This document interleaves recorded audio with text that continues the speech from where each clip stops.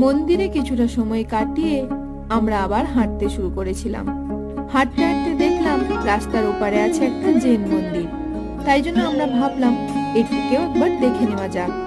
এখানে দেখলাম থাকার জায়গাও ছিল, কিন্তু বুকিং প্রসেসটা আমার জানা নেই। এটা হলো আমার দ্বিতীয়বার কোনো জৈন মন্দিরে প্রবেশ। এর আগে আমরা গিয়েছিলাম হস্তিনাপুরে, আর এটা হলো আমার সেকেন্ড টাইম।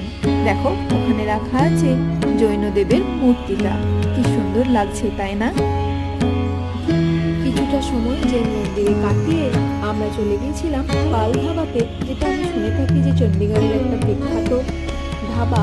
ওই পাল ধাবাতে আমাদের রাতে ডিনার করার জন্য।